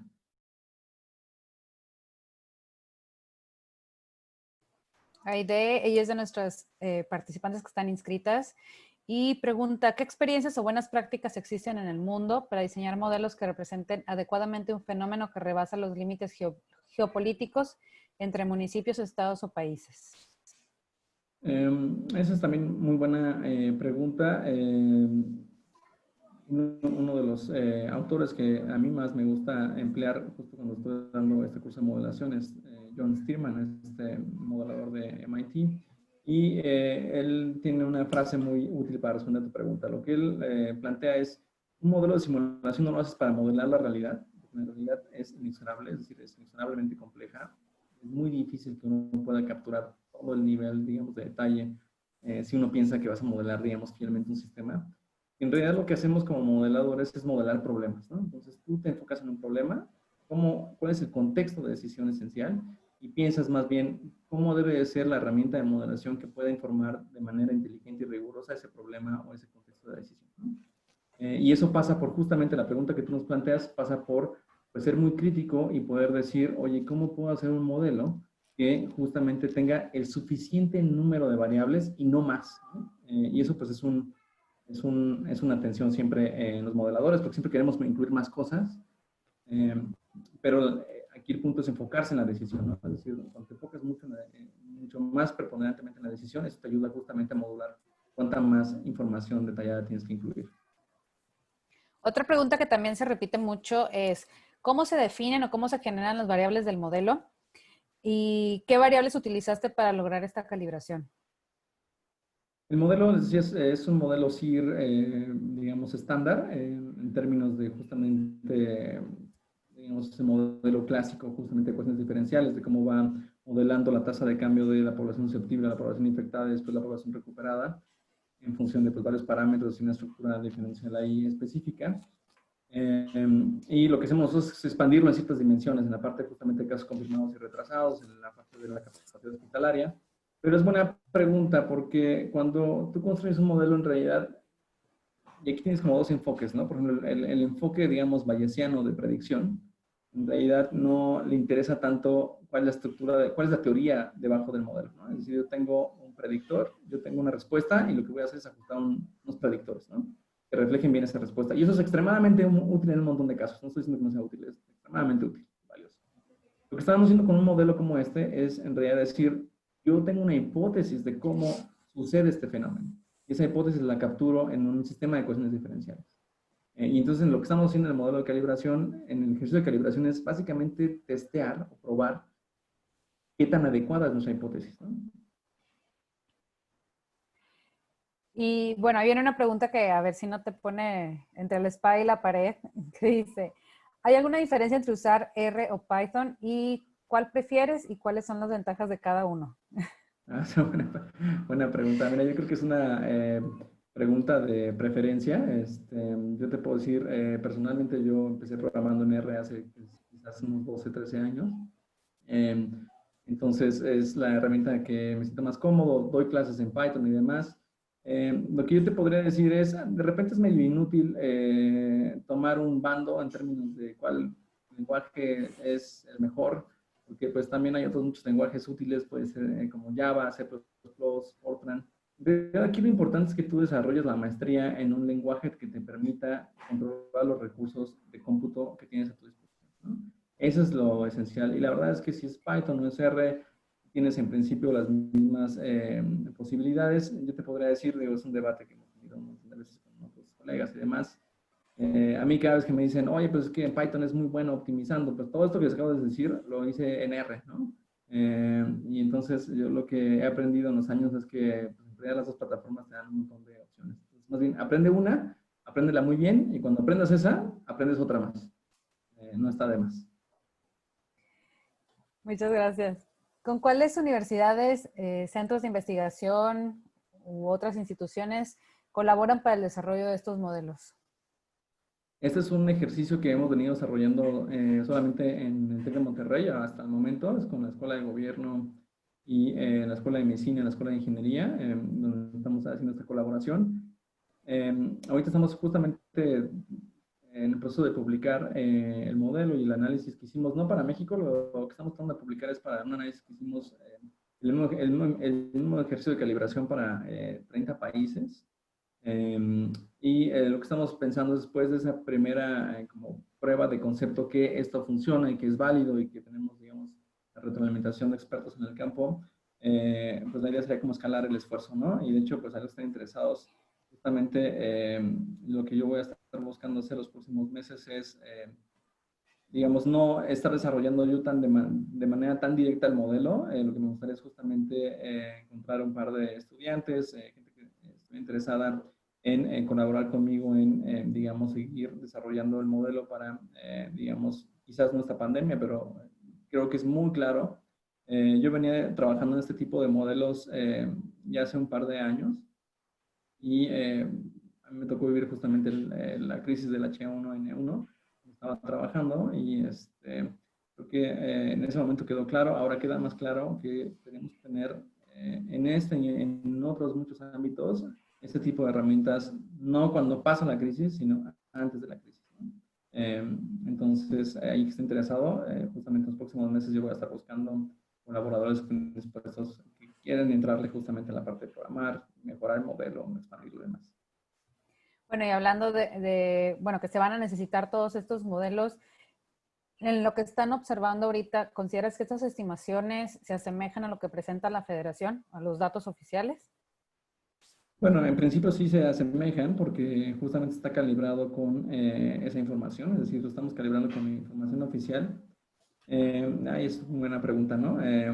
Yo lo que te diría ahí es que después de esta crisis vamos a tener un periodo, pues, bueno de reflexión en términos de cuál es la forma adecuada de emplear la información factual, ¿no?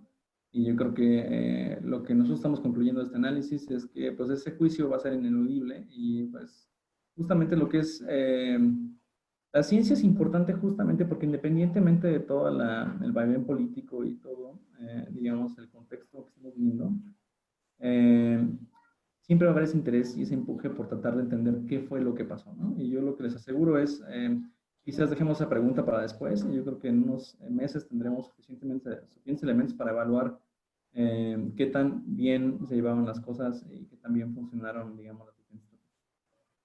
Y bueno, hay algunas preguntas relacionadas con que, de qué manera se pueden evitar los sesgos generados por la falta de información verídica publicada por algunos gobiernos, no específicamente el de México. Y si estás de acuerdo y esta les puede funcionar para sus actividades de cualquiera de los 4 módulos, ¿tú estás de acuerdo en que el gobierno de México ha tomado las mejores decisiones de distanciamiento social? ¿O en qué podrían mejorar? Mira, yo creo que en el modelo, a ver, una cosa que es interesante del modelo es que nuestra suposición base es que tú no conoces el número de casos reales, ¿no? Eso me gusta, a mí se me hace algo innovador, porque parte justamente del supuesto que no lo puedes conocer. Que en realidad tienes que implementar y diseñar una estrategia de contención en condiciones de incertidumbre profunda, ¿no? Es decir, no sabes qué es lo que está pasando. Ahora bien, en función de los experimentos que hemos llevado a cabo, yo creo que 2 cosas sí nos damos cuenta.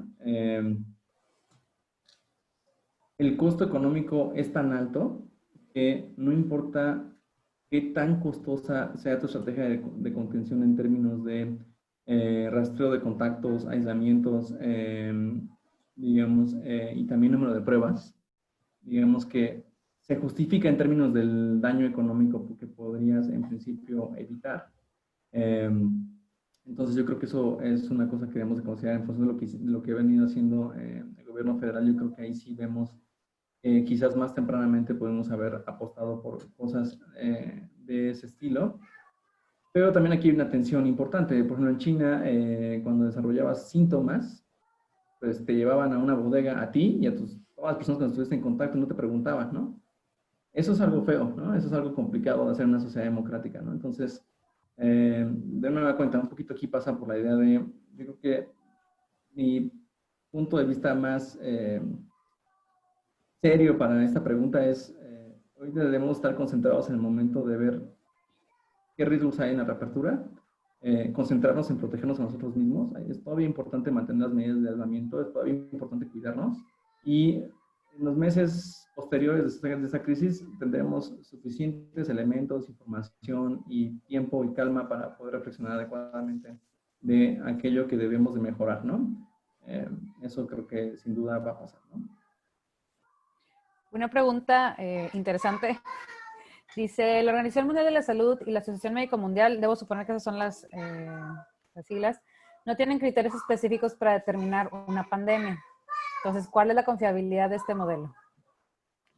De nueva cuenta, no todos los modelos tienen un error. Este modelo, digamos, en este momento se acaba de mostrar en la presentación la parte linda del modelo, donde se ven bonitas las curvas y demás, pero si ustedes hubieran estado conmigo en todas las noches largas que hemos venido trabajando con esto los últimos meses, pues ha habido momentos donde te das cuenta que la calibración no funcionaba, ¿no? Entonces ahí tuvimos que estar mejorando el modelo muchas veces para poder justamente preguntarnos, oye, ¿por qué estoy teniendo ese resultado tan malo, ¿no? Entonces, todos los modelos tienen un error. Este modelo en particular lo que hemos hecho es, la verdad, trabajar muy arduamente en hacerlo útil y que pueda armonizar esas dos series de información, pero pues también es un modelo limitado. Y de hecho, en este artículo que estamos publicando, parte del argumento que partimos es justamente de la calibración puedes encontrar dos combinaciones de parámetros que se ajustan perfectamente a la historia de los últimos 30 días y que si los proyectas los siguientes 20 te dan resultados completamente diferentes, ¿no? Es decir, aquí, de nueva cuenta, el modelo no es una herramienta de predicción, ¿no? Ese es como que el mensaje que les quiero decir, ¿no? Y quien venda un modelo como una herramienta de predicción está equivocado porque en realidad lo que podemos hacer con estas herramientas es experimentar. Y antes de que sucedan las tragedias, podemos emplear este tipo de herramientas para experimentar muy minuciosamente qué tan buena es mi intuición, qué tan buena es mi decisión y qué factores en el ambiente son más relevantes para cambiarla, modificarla o robustecer lo que estoy pensando hacer. Nos preguntan que si es un proyecto interno, ¿qué fuentes utilizan para la captura de información? Por ejemplo, si trabajan con un hospital o son datos de la página del gobierno, ¿de dónde obtienen estas fuentes? Son datos oficiales de la federación, de lo que nos van reportando día con día entre casos confirmados y decesos, pero también ahí los invito a que visiten la página de mexicovit19.mx. Ahí en ese portal van a encontrar no solamente el modelo, sino todo el proyecto, digamos, que ha venido a Relación del Tornejo de Monterrey, liderado por el doctor Roberto Ponce. Y, por ejemplo, don Roberto particularmente lo que ha hecho es muy interesante porque él reclutó a un número grande de estudiantes de Tecnológico Monterrey y estos chicos todos los días están monitoreando los medios, las fuentes de datos oficiales, están bajando la información, homogeneizándola. Roberto la revisa, que su calidad sea la adecuada. Y si ustedes se meten en esa plataforma, es muy bonito porque todos los días en la noche tienen el último dato actualizado de el número de casos confirmados y decesos, además de un montón de notas de investigación. Entonces, en la parte de qué datos ocupamos aquí, lo que yo te podría decir, estamos ocupando desde mi punto de vista lo mejor que tenemos en términos de lo que es público, ¿no? Ahora, eso es también una pregunta bien interesante, ¿no? Hay todo un debate de si necesitamos más información. Yo desde mi punto de vista creo que cuando haces un ejercicio de modelación y calibración riguroso, independientemente de las limitaciones de la información que siempre las va a tener, puedes llegar bastante lejos, ¿no? Sería mejor tener la información, digamos, actualizada hora con hora, sin duda, ¿no? Sería mejor tener la información de celulares, de cómo se mueven las personas en la ciudad para saber dónde están los focos de contagio, sin duda, ¿no? Pero independientemente de eso, un buen analista o un buen, digamos, modelador te plantea esa pregunta de con los elementos que tengo, antes de hacer algún juicio visceral si las cosas están bien o están mal, con los elementos que tengo, ¿qué tan buena respuesta puedo dar, ¿no? Y la verdad es que las técnicas estadísticas disponibles hoy en día pues, te permiten llegar bastante lejos, ¿no? En términos de poder dar una respuesta lo suficientemente buena, ¿no? Ahora, si tuvieras más detalle en la información, evidentemente esa respuesta no solamente se vuelve buena, sino se vuelve más precisa, más granular. Y es algo de lo interesante que ha venido pasando con el proyecto. Nos hemos ido insertando en diferentes grupos de decisión y parte de proveer el análisis también nos han ido compartiendo información y pues estamos actualmente estudiando cómo podemos darle una utilidad a esa información que nos han venido compartiendo, digamos, más granular, ¿no? Voy con las últimas dos preguntas. ¿Qué tipo de habilidades y capital humano son claves para el despliegue exitoso de ese tipo de proyectos de modelación? Y si dentro de un proyecto de modelación, ¿cuál es el reto al que se han enfrentado para recibir interés y apoyo institucional hasta financiamiento para los modelos de toma de decisiones en política pública? Qué buenas preguntas. Yo les recomendaría, hace poquito me entrevistaron para un podcast, igual ahí después le damos la referencia, es una iniciativa de Monterrey que se llama Profesores del Mañana, algo así se llama el podcast. Y justo hablábamos de qué habilidades se requieren para hacer este tipo de análisis. Mira, en resumen es, y bueno, en el podcast ustedes pueden encontrar una discusión mucho más allá de eso, pero en resumen es grupos interdisciplinarios, sin duda. Tú lo que quieres es grupos en donde no exista una sola opinión, sino que esa opinión pueda ser vista de manera crítica por diferentes visiones. Quieres también grupos heterogéneos en términos de género, digamos, constitución física, antecedentes socioeconómicos, preferencias religiosas, preferencias sexuales, ¿no? Es decir, entre más diverso sea tu grupo de trabajo, en principio lo que la ciencia demuestra es que tienes un ambiente de mucho más crítica y esa crítica siempre va a enriquecer el análisis, ¿no? Entonces, yo te diría este tipo de ejercicios, primero, como primera condición, grupos interdisciplinarios, y después en términos de la formación, pues es muy importante conocer tus matemáticas, conocer tu programación. También si me preguntas a mí, conocer tus principios de economía es muy importante. De repente los científicos naturales andamos inventando la rueda y la verdad es que es muy importante antes de querer, digamos, ver las cosas con un lente completamente diferente, pues entender bien, digamos, los principios económicos de cómo nos comportamos, ¿no? Y eso también yo te diría que es bastante esencial.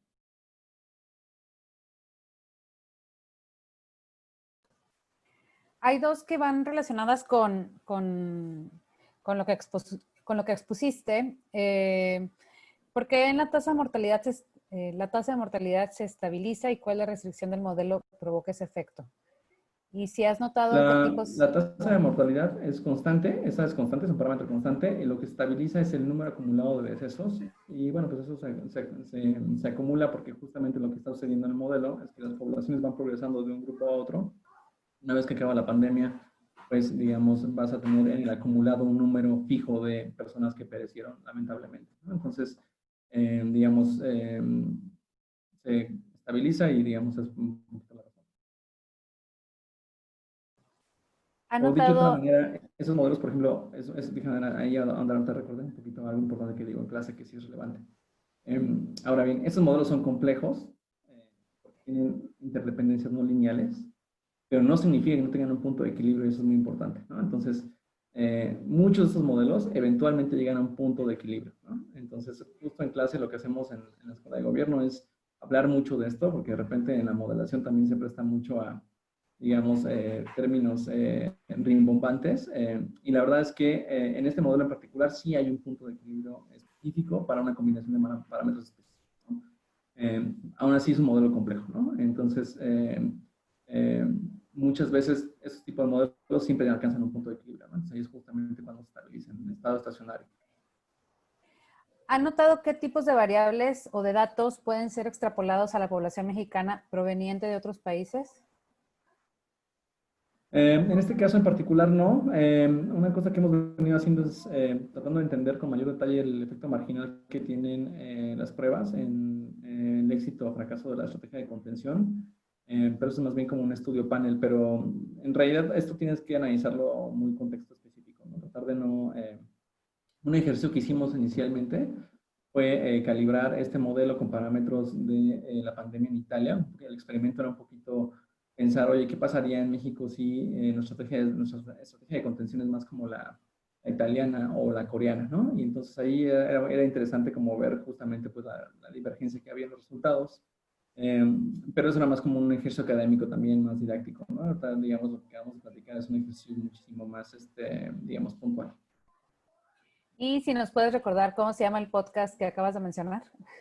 El podcast, no sé, la verdad es que no recuerdo bien el nombre, creo que se llama Profesores del Mañana, pero si ustedes me buscan en Twitter, que ahí está mi handle, en alguno de mis tweets, ahí lo retuiteé y ahí lo pueden encontrar.